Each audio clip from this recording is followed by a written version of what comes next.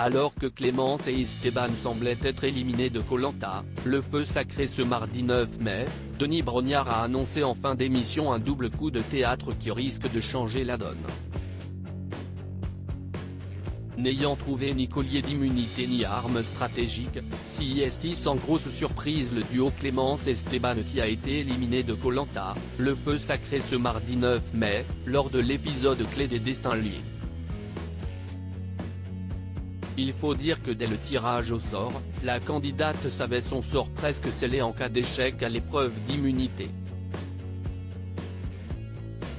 L'alliance des autres garçons, Nicolas, Quentin, Frédéric, étant pour l'heure trop solide.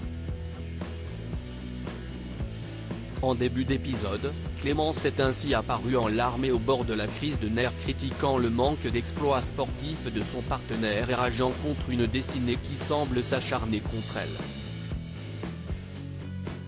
Pour autant, la jeune femme peut encore espérer tirer son épingle du jeu. Koh-Lanta, le feu sacré, une seconde chance donnée à Esteban et Clémence car surprise, une fois leur flambeau éteint, Esteban et Clémence n'ont pas donné l'habituelle interview de départ, face caméra.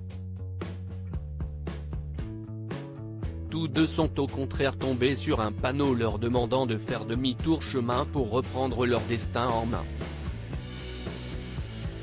Puis, dans le teaser de l'épisode qui sera diffusé mardi 16 mai, on découvre Esteban et Clémence s'affronter en duel dans la salle du conseil, lors d'une épreuve d'agilité orchestrée par Denis Brognard.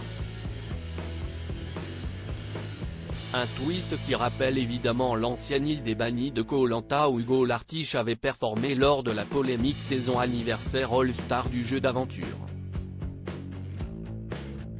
Koh-Lanta 2023, Denis Brognard annonce un second coup de théâtre dans le jeu de TF1 où la gagnant de ce défi pourra ainsi espérer retourner dans le jeu et faire monter à 7 le nombre d'aventuriers encore en course. Mais ce n'est pas tout. L'animateur de TF1 a également lâché que le prochain conseil aurait lieu sur la plage dès la fin de l'épreuve d'immunité. De quoi empêcher les traditionnelles stratégies, pacte ou alliance.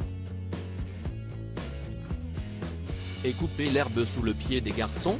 Alors que la finale de Koh-Lanta, le feu sacré approche à grands pas, les cartes pourraient bien être rebattues. À lire aussi Clémence, Koh-Lanta, l'argument de vengeance de Frédéric ne tient pas debout.